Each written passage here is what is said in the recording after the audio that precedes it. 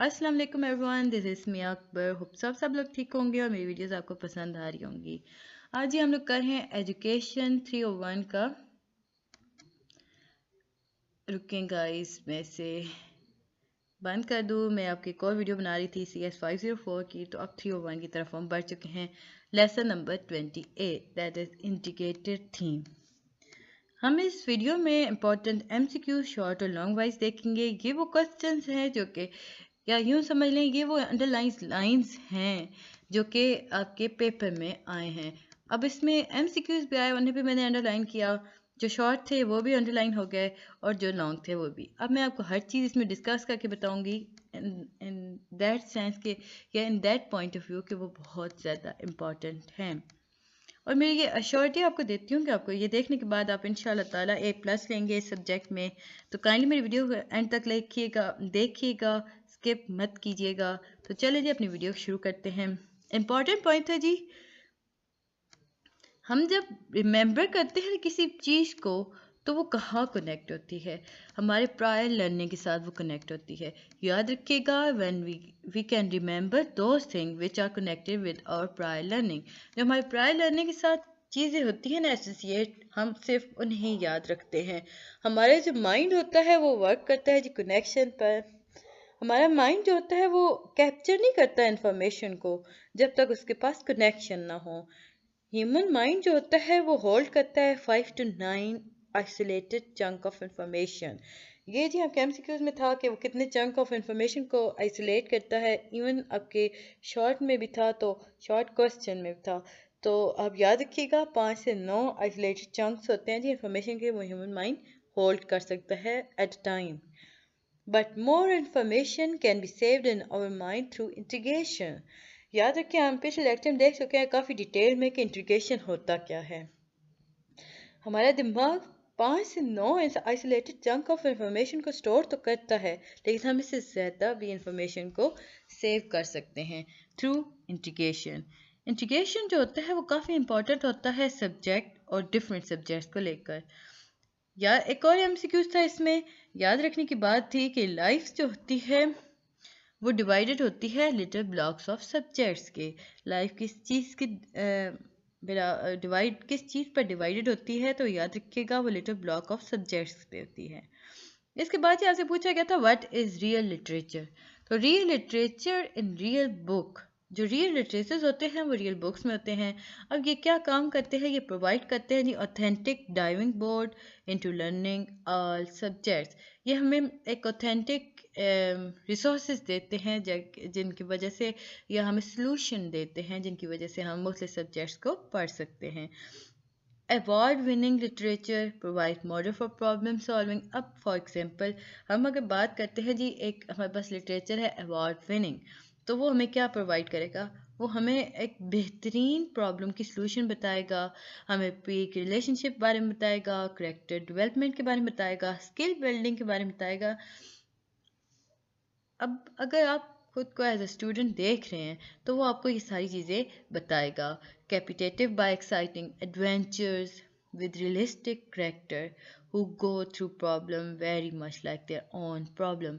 इतनी ज़्यादा वो डेप्थ में लेके जाएगा कि आपको लगेगा कि ये मेरी ही प्रॉब्लम थी। उस लिटरेचर में खूबी ये होती है जी, ये लिटरेचर में कि वो टू द पॉइंट बात करता है, वो इतनी डेप्थ में लेके जाता है कि आपको लगता है कि ओके, ये सारा कुछ मेरे साथ भी आज पेश आ रहा है, तो मैं इसे कैसे सॉल्व करूं। तो वो सारी चीज़ होती हैं। इसके बाद इसमें इतना इम्पोर्टेंट कुछ नहीं था। इसके बाद ही हमारे पास कोर कॉन्सेप्ट के बारे में बताया गया था। हम लोग जब इंटीग्रेशन को देख रहे थे, हम लोगों ने अमेरिकन, जर्मन और जैपनीज़, US, जर्मन और जैपनीज़ के बारे में किया था। इनके डिफरेंस देखा था, डिफ्रेंशिएट किया था।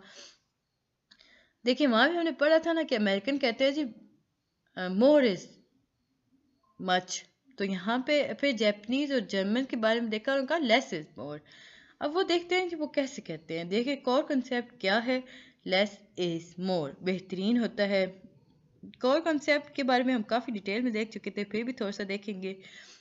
जो कि अगर हम बात करते हैं ना इंफॉर्मेशन की, ये वो इम्पोर्टेंट डेप्थ होती है। या अगर हम बात करें किसी भी इम्पोर्टेंट इंफॉर्मेशन की, उसकी डेप्थ की बात किए बगैर तो ये नामुमकिन होता है। एक कॉन्सेप्ट को क्लियर कराने के लिए ज़रूरी है कि उसकी डेप्थ भी पता होनी चाहिए। A lot of information is not important, depth of information is important. देखिए यहाँ पे एक कॉमा आता है जो कि नहीं है। आपसे कहा गया कि बहुत ज़्यादा इंफॉर्मेशन अच्छी नहीं होती, या यूँ कह लें कि बहुत ज़्यादा इंफॉर्मेशन इम्पॉर्टेंट नहीं होती। सिंपल हमें पता होना चाहिए कि उस इंफॉर्मेशन की डेप्थ क्या है। अगर हम स्कूल की बात करते हैं तो हमें ज़्यादा टाइम नहीं चाहिए होता कि वो डिलीवर करे कोई भी इंफॉर्मेशन, जब तक अगर हम बच्चों पर ये क्लियर नहीं कर देते कि इस टॉपिक की डेप्थ क्या थी, बेस क्या थी, कॉन्सेप्ट क्या था, कोर कॉन्सेप्ट क्या था। जब हम क्लियर कर देते हैं तो हमें इतना ज़्यादा टाइम नहीं लगता इंफॉर्मेशन को डिलीवर करेंगे। बच्चों को पता होता है कि ये काम है, हम जो डिलीवर करना चाहते हैं स्टूडेंट को वो फ़ौरन से डिलीवर हो जाता है। जनरेटिव टॉपिक्स हो जाते हैं जी, जो कि अगर हम एक बच्चे कॉन्सेप्ट क्लियर कर देते हैं, हमने काफ़ी डिटेल में देखा था जनरेटिव टॉपिक्स को, तो वो खुद से जनरेट कर सकते हैं टॉपिक्स, क्योंकि उन्हें पता होता है कि क्या चीज़ ठीक है और क्या गलत है। इसके बाद जी आपके पास 5 मार्क्स का क्वेश्चन था कि इंटीग्रेटेड करिकुलम यूनिट्स को डिज़ाइन करना था आपने। कितने स्टेप्स होते हैं तो हम वो स्टेप्स देखेंगे, क्योंकि मैं पहले आपको स्टेप्स बता दूं। स्टेप्स इसके 4 होते हैं। पहला स्टेप क्या था, आपने सिंपल स्टेप बताने थे, आइडेंटिफाई लर्निंग गोल। अब आपने लिस्ट करना था, 5 से 15 गोल बताने थे। कॉन्सेप्ट्स होने चाहिए, उनके ऑब्जेक्टिव पता होने चाहिए, उसके आउटकम देखने चाहिए कि क्या डिसिप्लिन ऑफ कोर्स के ये आउटकम पर्टिकुलर आउटकम्स आ रहे हैं या नहीं। फिर लर्निंग गोल मैप्स बनाना चाहिए, 2 कॉलम बनाने चाहिए पेपर पर। ये सारी चीज़ें थी इस पर। इसके बाद था जी आइडेंटिफाइंग द जनरेटिव थीम। अब जनरेटिव थीम्स को आइडेंटिफाई करना था। अब व्हाट आर जनरेटिव थीम्स, देखें किसी भी या कैसे हम आइडेंटिफाई कर सकते हैं जनरेटिव थीम्स को। 4-5 क्वेश्चन थे यहाँ पर कि are the focal point of integrated units, cut cross discipline and may be address link with student interest. ये 1-2 दफ़ा आया था, इतना इम्पोर्टेंट नहीं है, तो हम आगे बढ़ते हैं। इतना इसमें नहीं था कुछ भी। Decide on the activities, diagrams and timeline. ये तीसरा हमारे पास था जी, हम बता रहे थे किस चीज़ को, इंटीग्रेटेड करिकुलम यूनिट्स को डिज़ाइन करने में। तो हमारे पास तीसरा स्टेप क्या आया, हमने एक्टिविटीज़ को डिसाइड करना था, डायग्राम्स बनानी थी, टाइमलाइन सेट करनी थी। यहाँ पर अगर हम बात करते हैं टीचर्स की, तो हम कहेंगे यहाँ पे टीचिंग भी होती है और लर्निंग एक्टिविटीज़ भी होती हैं। जो इम्पोर्टेंट पार्ट होता है ना इंटीग्रेशन का, वो असेसमेंट होता है। जब हम 5 से 15 गोल बनाते हैं ना, तो जो असेस कर सकते हैं ना स्टूडेंट, हर लिस्टेड ऑब्जेक्ट के या जो काम करते हैं तो हम उसे असेस करते हैं, यानी हम उसे जज करते हैं। असेसमेंट क्या होती है, जजिंग होती है जी, जजमेंट दी जाती है। अब जब स्टेप 4 आ गया, इसमें असेसमेंट की गई जी इंटीग्रेटेड यूनिट की, फिर हमने जजमेंट की, हमने देखा कि कैसे होगा। अब देखें सैम्पल इंटीग्रेटेड यूनिट, एक प्रोजेक्ट था कि सेंचुरी वीक सेलिब्रेशन आपने बना रही थी। ये जो प्रोजेक्ट था ये अमेरिका में बनाया गया था। इसका कोर कॉन्सेप्ट क्या था, वो डेवलपमेंट था। इसके जनरेटिव टॉपिक क्या थे, फोर्सेस। याद रखिएगा सेंचुरी वीक सेलिब्रेशन एक प्रोजेक्ट था, ये अमेरिका में हुआ था। इसके कोर कॉन्सेप्ट डेवलपमेंट थे और इसके जनरेटिव टॉपिक्स जो थे वो फोर्सेस थी। बाकी इसमें इतना पेपर पॉइंट ऑफ व्यू से कुछ इम्पोर्टेंट नहीं है, तो हम इसे स्किप कर देते हैं। हम जल्दी से बढ़ते हैं टॉपिक नंबर लेसन नंबर 29 की तरफ, inquiry teaching and higher level thinking. अब हम देखते हैं जी बिहेवियरिज्म के अंदर लर्निंग को कैसे डिफाइन किया गया था। आपको अगर याद होगा तो हमने पढ़ा था कि डिफाइन किया गया था एक परमानेंट चेंज बिहेवियर के अंदर। अगर हम स्कूल्स की बात करते हैं तो टीचर जो होती हैं वो अज्यूम करती हैं कि बुक को बच्चे पढ़, जब बच्चे रट्टा लगा रहे होते हैं, जो जिन बच्चों को बुक का सारी चीज़ें पता है वो पढ़ चुका है, वो लर्न कर चुका है, वो लर्निंग प्रोसेस में है। बट एक्चुअली ये रूट मेमोराइजेशन होती है। ये क्या होती है, ये रूट मेमोराइजेशन होती है। जो टीचर अज्यूम करती है ना गुड लर्निंग को, वो ये होती है कि बच्चे को जो बेहतरीन टीचिंग पैटर्न है ना, कि टीचर्स जो अच्छे टीचर्स होते हैं वो अज्यूम करते हैं बच्चे को कोर कॉन्सेप्ट पता हो, rather देन कि वो जो चीज़ बुक में लिखी है, जैसे कि वो कहते हैं ना लकीर का फ़कीर होना, कि अब आपके यहाँ पे बुक पे बिहेवियरिज्म के बारे में बताया गया, लर्निंग के बारे में बताया गया था, तो आपसे क्वेश्चन अगर आता है कि आप बताएं थे according to behaviourism define learning, तो आप यही चीज़ यूँ उठा के लिखते हैं। अब मैं आपको बता रही हूँ, इसका कॉन्सेप्ट क्लियर कर रही हूँ, इसका कोर आपको डेप्थ बता रही हूँ कि क्यों था। तो अगर आप मेरे अंदाज से लिखेंगे, जैसे मैं आपको बता रही हूँ अपनी वर्डिंग में, आप अपनी वर्डिंग में लिखेंगे ना, तो आपके तभी फुल मार्क्स आएंगे। तो ये काम होता है जी बेस्ट टीचर का। Core of depth of concept बताती है अकॉर्डिंग टू कॉब 1984। अब कॉब ने क्या कहा था? उसने कहा था कि जो लर्निंग होता है वो प्रोसेस होता है combination of grasping experience and transforming it. यानी कि हर एक्सपीरियंस उसके नताइज, उसका पूरा प्रोसेस, उसके सारी चीज़ों को जोड़कर एक जो प्रोसेस हमारे सामने आता है उसे हम लर्निंग कहते हैं और हम इसे ट्रांसफॉर्म करते हैं। इसके बाद था जी थिंकिंग स्किल्स। अब रॉबिन्सन से जी उन्होंने नोट किया कि इम्पॉर्टेंट तो है कोग्निटिव डेवलपमेंट के अंदर कि वाइड स्प्रेड होना चाहिए, स्टूडेंट की परफॉर्मेंस मैयर करनी चाहिए ताकि वो हायर ऑर्डर थिंकिंग एबिलिटी उसमें है कि नहीं प्रोड्यूस करनी चाहिए। अगर है तो वो उसे डिस्प्ले करेगा। एक क्रिटिकल नीड ऑफ स्टूडेंट देखनी चाहिए, डेवलप करनी चाहिए स्किल्स को, और एटीट्यूड ऑफ अफेक्टिव थिंकिंग होनी चाहिए। तो रॉबिन्सन ने ये सारी चीज़ें बताई थी कोग्निटिव डेवलपमेंट के साथ साथ।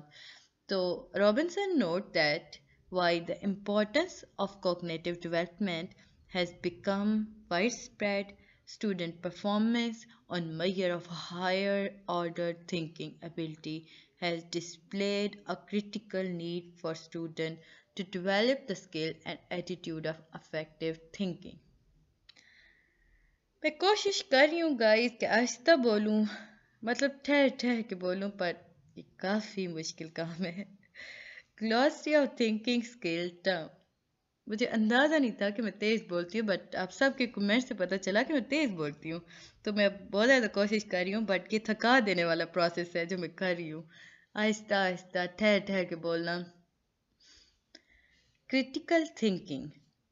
अब जो प्रोसेस आपके पास एक क्वेश्चन आया जी, व्हाट इज क्रिटिकल थिंकिंग? वो प्रोसेस जो डिटरमिन करता है ऑथेंटिसिटी को, एक्यूरेसी को, वैल्यू ऑफ समथिंग को। अगर हम बात करते हैं करेक्टराइज को करने, किसी भी एबिलिटी को करेक्टराइज करने की, कि हमें पता चलेगा क्या रीज़न थी उसके, क्या अल्टरनेटिव थे, क्या परसीव थी, उसकी टोटल सिचुएशन क्या थी। यानी कि हम अगर अब बात करते हैं किसी भी प्रॉब्लम की पूरी हिस्ट्री की, तो वो क्रिटिकल थिंकिंग के अंदर आती है। याद रखिए क्रिटिकल थिंकिंग नेगेटिव नहीं होती। हम कहते हैं ना critical thinking is very negative, ये एक पॉजिटिव होती है। इसकी वजह से डेवलपमेंट होती है। क्या होता है? डेवलपमेंट होती है। ये हम आगे चल के देखेंगे। क्रिटिकल थिंकिंग को हम लॉजिकल थिंकिंग भी कहते हैं और एनालिटिकल थिंकिंग भी कहते हैं। क्या दो नाम है इसके जी? लॉजिकल थिंकिंग और एनालिटिकल थिंकिंग। अब इन्फ्यूजन हमारे पास एक टर्म आ गई थी जी, डिफाइन इन्फ्यूजन। वो प्रोसेस जिसमें हम प्लान करते हैं, असेस करते हैं, मॉनिटर करते हैं किसी की भी थिंकिंग को। जो आप कह सकते हैं इंसान की मेंटल फंक्शनिंग के बारे में, जो कि हमें बताती है, ये वो सारा चीज़ें इन्फ्यूजन कहलाती हैं। ये जो टर्म होती है ना, ये करेक्शन के लिए और हायर ऑर्डर थिंकिंग के लिए यूज़ की जाती है। किसी चीज़ की करेक्शन के लिए और एक हायर ऑर्डर थिंकिंग स्किल्स के एज यूज़ की जाती है। Infusion is more about disposition. क्या होती है जी? डिस्पोजिशन। ये जो आपका टॉपिक है ना, ये आपकी शॉर्ट वाइज काफ़ी इम्पोर्टेंट है। Metacognition, the set of basic and advanced skill and sub-skills that govern a person's mental process.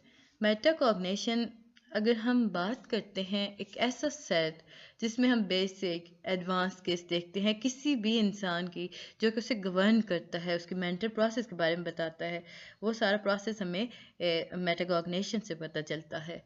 ये जो स्किल्स होती हैं ना, अब हमने बात की ना सब skill, the set of basic and advance skill. अब स्किल्स कौन कौन सी होती हैं? इन स्किल्स में आता है जी knowledge, disposition, cognitive, metacognitive operation. इसके बाद जी आपके पास आता है what is transfer, ability to apply thinking skill taught separately to any subjects.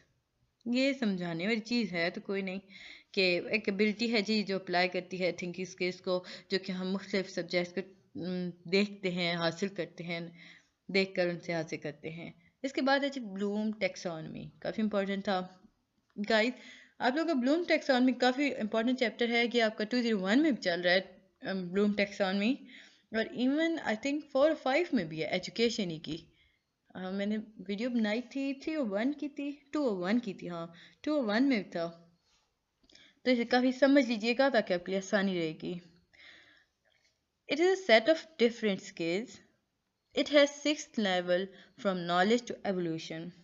ये सेट है जी डिफरेंट स्किल्स का, इसके 6 लेवल्स होते हैं, यानी 6 लेवल्स होते हैं। ये शो कराता है लोअर लेवल थिंकिंग स्किल्स को, ये लोअर से हायर लेवल थिंकिंग के दरमियान चलता है, और ये बताता है किस तरह बंदा लोअर में होता है, कौन सी स्ट्रेटजी यूज़ करेगा तो हायर पे होगा, वो कितना उसका IQ लेवल होगा, ये सारी चीज़ें इसमें होती हैं। अभी आपको ये समझने के लिए काफ़ी है कि ये different set of different skills हैं, इसमें 6 लेवल्स होते हैं नॉलेज के एवोल्यूशन तक जाने के लिए।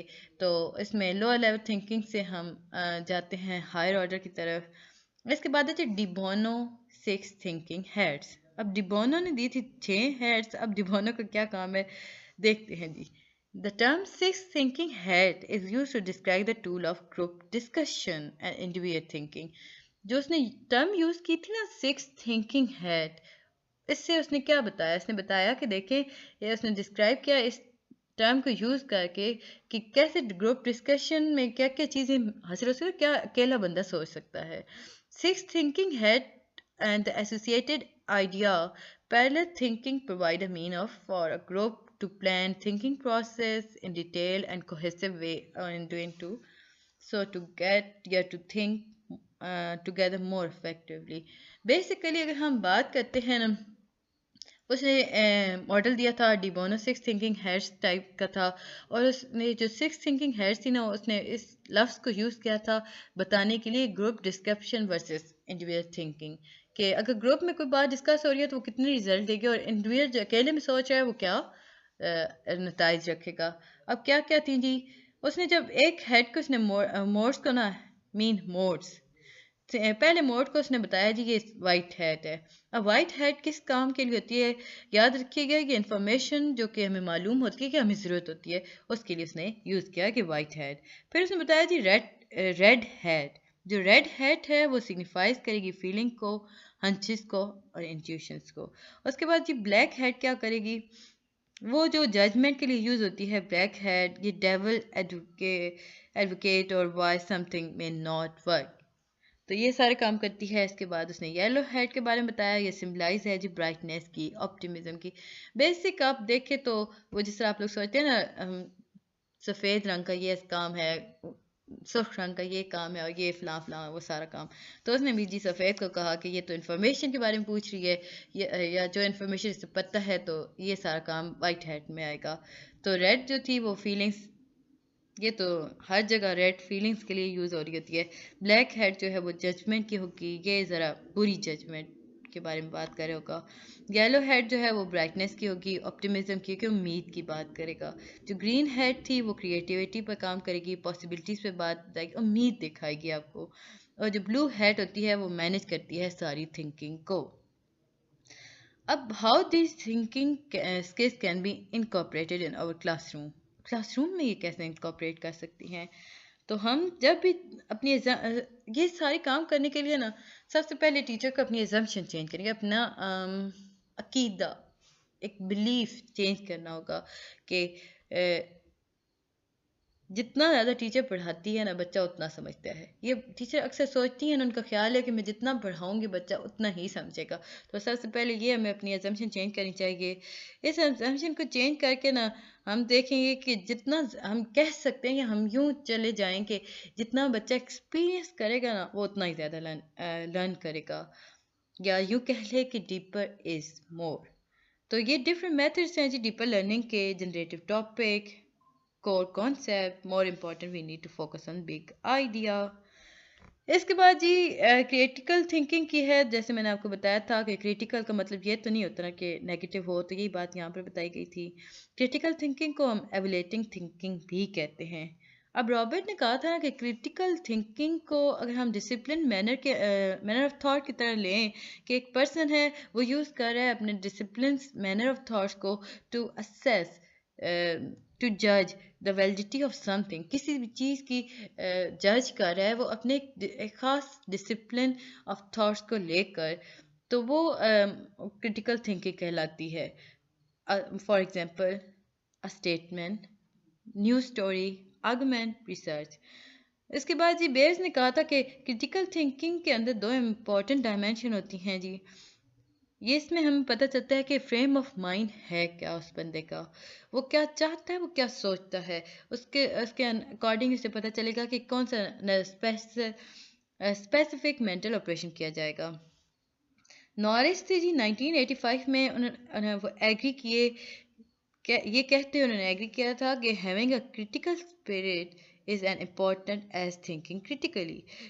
बहुत ज़्यादा ज़रूरी है कि आपके अंदर क्रिटिकल रूह भी होनी चाहिए, कि आपके अंदर एक पावर होनी चाहिए क्रिटिकल, कि हर कोई क्रिटिसाइज़ नहीं कर सकता और बर्दाश्त करना बहुत मुश्किल होता है. आप लोग जो मुझ पे क्रिटिसाइज़ करते हैं मुझे ही पता है मैं कैसे सहती हूँ. एनीवे चले जी, टीचिंग क्रिटिकल थिंकिंग किंग. अब जो आप लोग को देखिए, मैं ये सब्जेक्ट पढ़ा तो नहीं रही ना, आज खुद मतलब अगर मैं खुद आपको ये टीच करा रही होती ना, बहुत से बच्चे कहते हैं मैं इंग्लिश पढ़ के उसका तर्जुमा बता देती हूँ. देखें, अगर मैं खुद आपको ये लेक्चर दे रही होती ना तो फिर मैं इसमें ऐड कर सकती थी कि मेरे पास एक खुला मैदान था ना कि मैं कर सकती हूँ. बट आपकी टीचर ने ये दे दिया है, आपकी बुक में है और आप अकॉर्डिंग टू दिस काम करना चाहते हैं, तो मैं आपको यही बताऊंगी, अपने आप से तो कुछ नहीं बता सकती ना. सो ज़रा परहेज़ किया करें ऐसे कमेंट्स करते हुए. इसके बाद ऐसे टीचिंग क्रिटिकल थिंकिंग, खैर अब तो मुझे आदत ही होगी आप लोग की बातें सुनने की. There are number of ways to develop critical thinking skills among student. अब क्रिटिकल थिंकिंग बच्चों के अंदर कैसे बनाई जा सकती है, बहुत सारे वेज हैं जी. अब बच्चे जो वो खेलते हैं ना, छोटे बच्चे अक्सर खेलते हैं, वो जो बच्चियां ज़्यादा खेलती हैं, वो टीचिंग का, वो टीचर के एक स्टूडेंट बन जाती है एक टीचर, तो इससे एक एबिलिटी प्रोड्यूस होती है क्रिटिकल थिंकिंग की. अब जो बच्ची टीचर बनी है वो अपने साथ जो बैठी बच्ची है उसका देखेगी, उससे क्रिटिसाइज करेगी, उसके अंदर एक एबिलिटी आ गई ना. तो यूँ होता है. फिर स्टूडेंट्स को क्वेश्चनरीज होना चाहिए, यानी वो क्वेश्चन कर सकते हों. क्रिटिकल रीडिंग होनी चाहिए, Y reading activities, children literature. इसके बाद है जी, हम जब रिसर्च की बात करते हैं तो चिल्ड्रन लिटरेचर को एक मज़ीद पावरफुल टूल यूज़ किया गया है, कहा गया है for teaching skills. Sommer Worthington था 1979 में, उन्होंने कहा था कि लिटरेचर जो होता है ना वो बच्चों को ऑफर करता है, बहुत सारी अपॉर्चुनिटीज़ देता है. वो जो एरिया होता है ना करिकुलम का, वो उसके अंदर वो एक आइडियाज़ प्रोड्यूस करने की एक एबिलिटी प्रोड्यूस करता है, बताता है बच्चों को, तो वो बच्चे यूँ अच्छा सोचना शुरू कर देते हैं. इसके बाद ही अभी हम यही देख रहे हैं कि कैसे बच्चा क्रिटिक थिंकिंग यूज़ कर सकता है या डेवलप कर सकता है. Writing to learn, free writing होनी चाहिए, कंट्रोल भी राइटिंग होनी चाहिए, ये नहीं कि बच्चा हर वक्त जो चाहे वो लिख रहा हो, टीचर को कंट्रोल भी करना चाहिए. Classification game for young learners और फाइंडिंग प्रॉब्लम. मुझे बताइएगा कि अब जो मैं आहिस्ता बोल रही हूँ, मतलब ठहर ठहर के बोल रही हूँ, ये सही है. इन क्यूरी लर्निंग. अब inquiry itself is a big discipline. It has its own place in education and constructivism. अब इंक्वायरी की इंक्वायरी था इंक्यूरी में कर गई, इंक्वायरी लर्निंग था कि इंक्वायरी जो होती है वो बिग डिसिप्लिन होती है. अब इसके अंदर वो आहिस्ता आहिस्ता करते करते बिल्कुल ही आहिस्ता हो गई हूँ. ओह चले. Inquiry is actually investigation. Inquiry basically होती क्या है कि इन्वेस्टिगेशन का एक हिस्सा होती है, इसमें क्वेश्चंस पूछे जाते हैं. आई थिंक मैं फिर तेज़ हो गई. इंक्वायरी लर्निंग को हम कह सकते हैं कि इसमें 3 एलिमेंट्स ऑफ डेज कौन ऑफ लर्निंग होते हैं. अब वो 3 एलिमेंट्स क्या हैं या वो क्या करते हैं, वो हेल्प करते हैं जी डिटर्मिन करने में कि क्या क्रिटिकल थिंकिंग है स्टूडेंट्स के अंदर, वो कितना क्रिटिक कर सकते हैं या क्रिटिकल थिंकिंग सोच सकते हैं कम. इसके बाद है जी डेज कौन ऑफ लर्निंग क्या है. अभी हमने यहाँ बात की थी ना, ये inquiry learning actually include all 3 element of Dale cone of learning. कौन कौन से 3 लेवल हैं जी, चीज़ें हैं जो जिनके अंदर इंक्वायरी लर्निंग आती है. थ्रू डूइंग, थ्रू ऑब्जर्वेशन और थ्रू एब्स्ट्रैक्शन. लर्निंग जो होती है वो, मेरा गला भी बैठ गया है, थ्रू डूइंग था, थ्रू ऑब्जर्वेशन था, थ्रू एब्स्ट्रैक्शन था। देखिए मैं, आप लोग कहते हैं मैं बहुत ज़्यादा बोलती हूँ फजूल, तो मैं खुद भी बोर हो जाती हूँ ना आपको पढ़ा के, इसलिए मैं थोड़ा सा आगे पीछे चली जाती हूँ। अदरवाइज़ और कोई प्रॉब्लम नहीं होता। वीडियो के एंड तक लाजमी देखिएगा। इसके बाद है जी डेयर क्लेम दैट, उसने क्या कहा था, उसने कहा था कि directly participating in the learning process, a student are more motivated and take greater interest in learning. Abstraction is very high level of learning. उसने कहा ना कि देखिए जब बच्चा खुद काम कर रहा होता है ना तो उससे वो ज़्यादा मोटिवेट होता है, वो ज़्यादा अच्छे तरीके से काम कर सकता है। तो एब्स्ट्रैक्शन जो होती है वो हाई लेवल ऑफ लर्निंग होती है। तो चलिए जी, लेक्चर नंबर 29 भी हो गया ख़त्म। इसके बाद हम अगली वीडियो में इंशाल्लाह बनाएंगे 30, क्योंकि अब तो मैं भी गई हूँ थक, और तो कोई इश्यू नहीं है। तो चलिए जी, मिलते हैं नेक्स्ट वीडियो में, तब तक के लिए अल्लाह हाफिज़।